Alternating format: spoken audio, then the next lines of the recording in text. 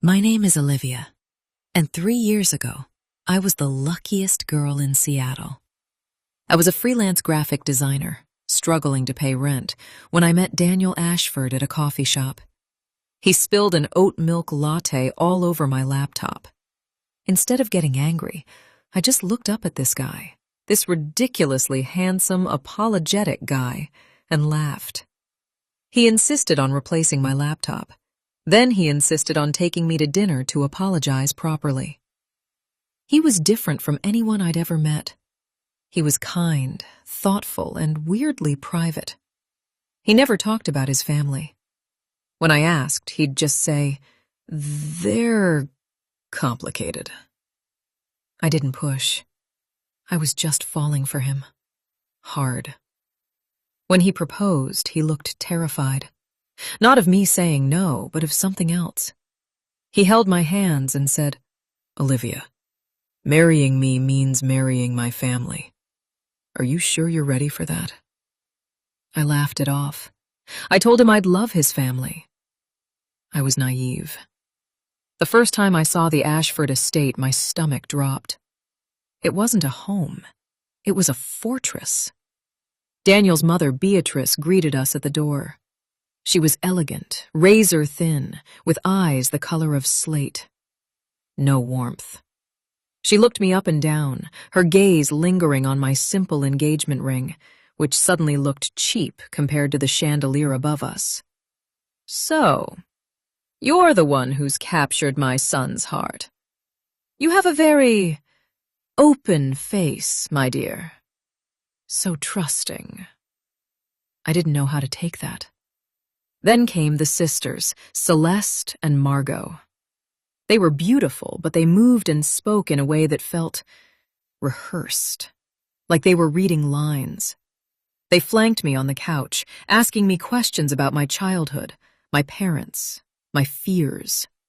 It felt less like a conversation and more like an interrogation. "And your mother, Olivia?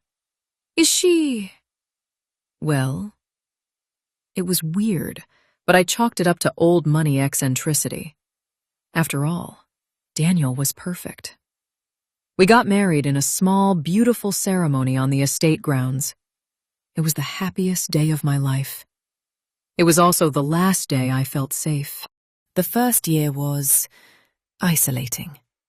Daniel traveled for work constantly. "The family business," he'd say. I never knew what that business was. Something in finance, I assumed. The sisters lived in a guest house on the property, and Beatrice ruled the main house like a queen. I was expected to attend family dinners every Sunday. It was mandatory. Those dinners were torture. They spoke in code about the ledger, about the autumn equinox, about the next candidate. Every time I asked a question, the table went silent. "Shh, not at the table." Daniel would just squeeze my hand under the table and whisper, "Family stuff. Don't worry about it." But I did worry. I started to notice things, the way the house creaked at night, the fact that I was never given a key to the front door. I was a prisoner in a velvet cage. "Patience. She's perfect. The spitting image. We just need the right moment."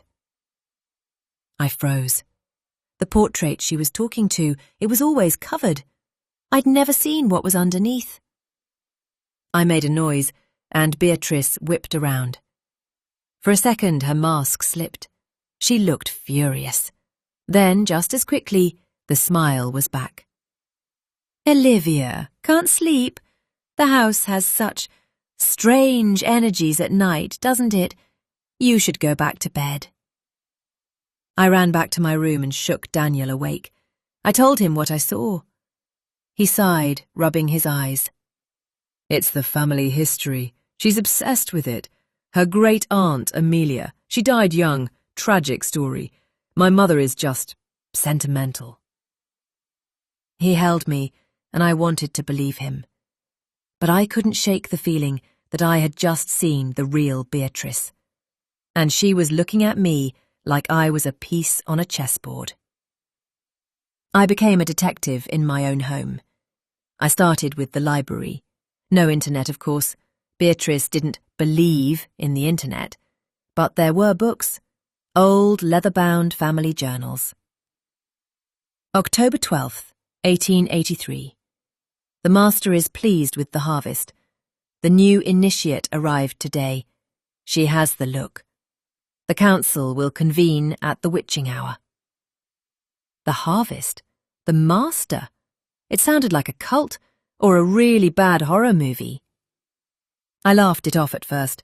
I told myself it was just dramatic language from a bygone era. Then I found the photograph. It was tucked away, hidden. A woman in Victorian dress, dark hair, high cheekbones, a small mole just above her lip. I stared at it for a long time. Because I have a mole, in the exact same spot. I ran to a mirror holding the photo up to my face. It wasn't just a resemblance, it was uncanny. Amelia Ashford died at 24. I was 27. But the resemblance, it was more than coincidence. My hands were shaking as I put the clipping back. I didn't tell Daniel. For the first time, I was afraid of him, too. "Hey, you okay? You look like you've seen a ghost." I forced a smile. "Just tired." The lies were starting. The tension was a living thing in that house. It followed me from room to room. I started having nightmares. Dreams of being buried alive. Dreams of standing in a field at night, surrounded by people in hooded cloaks, all staring at me. Then, 6 months ago, everything changed. Daniel was diagnosed with a rare, aggressive heart condition. It was sudden. It was brutal. Within 3 weeks, he was gone. I was shattered. Despite the weirdness, despite the secrets, I loved him. He was my anchor in that madhouse. At the funeral, Beatrice held my hand. Her grip was like ice. "A wife's duty is to her husband, even in death. Now, your duty is to the family, Olivia. Daniel would have wanted that." I was too grief-stricken to argue. I stayed. A few weeks after the funeral, I was tasked with clearing out Daniel's childhood room. That's where I found the jewellery box. It was an ugly, tacky thing, but it was his grandmother's. I was about to throw it in a charity pile when I noticed the bottom panel was slightly loose. I pulled out the key. It was old, antique. And then I looked at the photograph. It was a woman, smiling, standing in front of the Ashford estate. She had dark hair, high cheekbones, a small mole above her lip. She was wearing my engagement ring. It wasn't a coincidence. It was a pattern. I spent the rest of the night searching, matching the key to locks in the house. It didn't fit any door. Finally, I remembered the portrait in the hall, the one that was always covered. The key was tiny, ornate. It wasn't a painting. It was a shrine. It was the necklace Daniel had given me on our wedding day. "A family heirloom," he'd said. Below the portrait was a small, locked cabinet. I don't know how, but I knew the key would fit. It did. It was a record. A ledger of brides. Amelia Ashford, 1883. Consort to the master. Deceased. Another name. Margaret, 1921. Deceased. Another. All young women, all with the same look, all married into the family, all dead within a few years.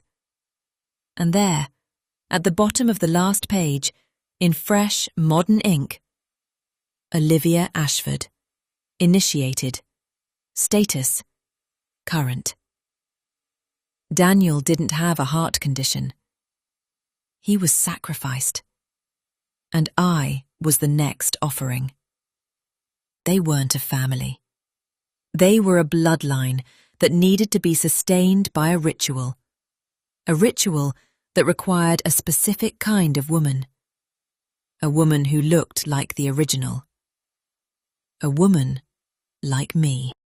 For 3 days I played the grieving widow. I cried on cue. I let Beatrice pat my hand and whisper her empty condolences. But inside, I was ice. I was planning. They thought I was a sweet, trusting, open-faced girl. They had no idea what they'd just woken up. I needed to know the date. The ledger mentioned the autumn equinox. That was in 3 weeks. I had 3 weeks to dismantle a century-old cult from the inside. The ritual required a vessel and a witness. The witness was always the head of the family, Beatrice. The vessel, well, that was me. But they needed a witness to be effective. If there was no witness, there was no transfer of life force. It was all insane, superstitious nonsense, but to them, it was real. And that was their weakness. I didn't need a gun. I needed the truth. I emailed the local historian I'd found online. I sent him photos of the ledger, the journal entries, the names and dates. I told him it was an academic inquiry. I also sent an anonymous tip to the sheriff about a suspicious death on the property decades ago, with specific details I'd found in the diary. The night came. They led me to the chapel, cooing and comforting me, telling me it was a celebration of Daniel's life. I played along. My heart was pounding so hard I thought it would give out.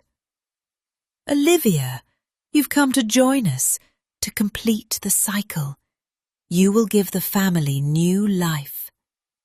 I looked at her, at the sisters, at the other robed figures I didn't recognize. And for the first time, I smiled back. A real smile. "Yes, Beatrice, I'm here to give you something. The ritual requires a sacrifice of the old to bring vitality to the new. Daniel knew his duty. He gave his life force willingly so that the Ashford name would endure. And now, Olivia, you will do the same." "Nobody move. We have a warrant for the arrest of Beatrice Ashford on charges of conspiracy to commit murder, fraud, and illegal imprisonment." I had recorded everything, every private conversation, every veiled threat. The historian had found the unmarked graves of 3 of the previous brides on the property, using the ledger as a map. The game was over. I watched them take her away. The queen of the Ashfords, reduced to a shuffling old woman in an orange jumpsuit. She didn't scream or curse. As they put her in the car, she just looked at me through the window and smiled. That same cold smile. That was 6 months ago. The estate was seized. The Ashford name is now synonymous with cult murders and fraud. I got nothing from it. I didn't want anything. I just wanted out. I live in a small apartment now. I paint again. I sleep through the night most of the time. I kept one thing. The necklace. I know I should have sold it or thrown it in the river. But it's mine now. I earned it. Sometimes, late at night, I feel a cold draft. I hear a whisper that sounds like my name, but not quite. I tell myself it's just the wind. The past is the past. But then I remember her smile. Beatrice's smile. And I wonder, when you play a game with monsters, even if you win, do you ever really leave the board? Olivia.